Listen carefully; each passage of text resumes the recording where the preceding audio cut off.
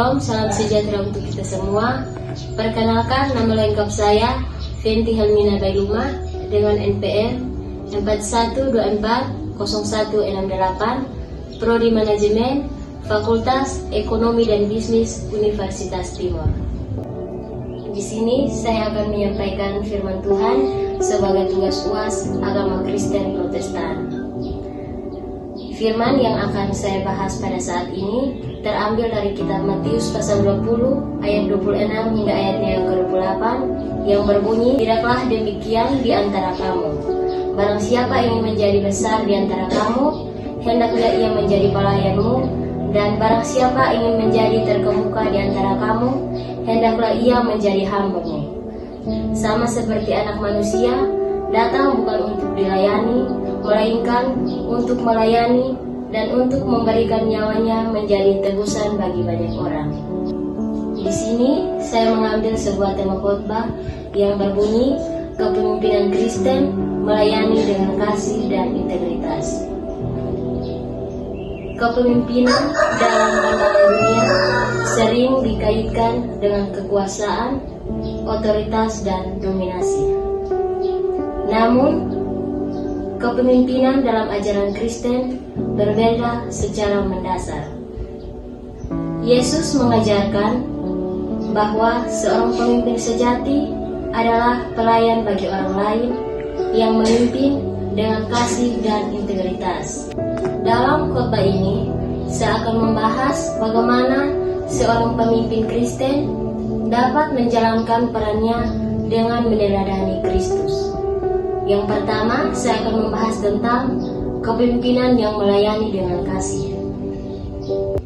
Yang pertama, teladan Yesus. Yesus Kristus menunjukkan kepemimpinan yang penuh kasih ketika ia mencuci kaki murid-muridnya, di mana ayat firman Tuhan itu terdapat dalam kitab Yohanes pasal 13 ayat 12 hingga ayat yang ke-17.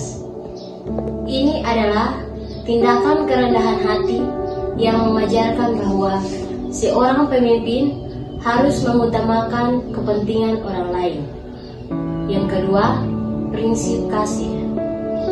Kepemimpinan Kristen harus didasari oleh kasih kepada Tuhan dan sesama, di mana ayat firman Tuhan ini tertulis dalam kitab Matius pasal 22 ayat 37 hingga ayat yang ke-39.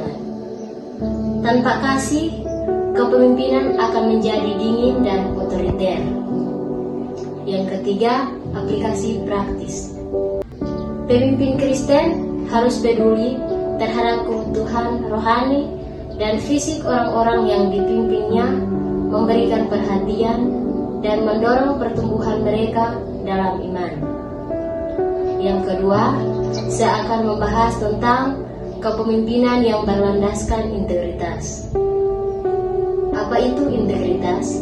Integritas berarti hidup sesuai dengan nilai-nilai yang diajarkan oleh firman Tuhan, baik di depan umum maupun secara pribadi. Di sini saya akan membahas tentang bagaimana teladan seorang tokoh dalam Alkitab, yaitu tokoh Daniel. Daniel adalah contoh pemimpin yang memiliki integritas. Dalam kitab Daniel pasal 6 ayatnya yang keempat, dikatakan bahwa para lawannya tidak dapat menemukan kesalahan atau kelalaian dalam dirinya karena ia setia dan tidak berlaku curang. Yang kedua, kita harus tahu bagaimana pentingnya integritas. Pemimpin Kristen yang tidak memiliki integritas akan kehilangan kepercayaan dari orang-orang yang dipimpinnya. Sebaiknya, kepemimpinan yang berintegritas memuliakan Tuhan dan memberikan teladan yang baik. Yang ketiga, saya akan membahas tentang tantangan dalam kepemimpinan Kristen. Yang pertama, godaan kuasa dan keegoisan. Kepemimpinan sering membawa godaan untuk mencari keuntungan pribadi. Oleh karena itu, seorang pemimpin Kristen harus selalu rendah hati dan mengandalkan Tuhan. Yang kedua, menghadapi kritik dan konflik. Pemimpin Kristen harus menghadapi kritik dengan kasih dan kebijaksanaan, serta mengutamakan rekonsiliasi sesuai dengan ajaran Yesus yang ada dalam kitab Matius pasal 18 ayat 15 hingga ayat yang ke-17. Yang ketiga adalah tetap berakar dalam firman Tuhan. Kepemimpinan Kristen membutuhkan hikmat dari Tuhan yang hanya bisa diperoleh melalui doa dan merenungkan firman-Nya setiap hari. Firman Tuhan ini terambil dari kitab Mazmur pasal 119 ayatnya yang ke-105.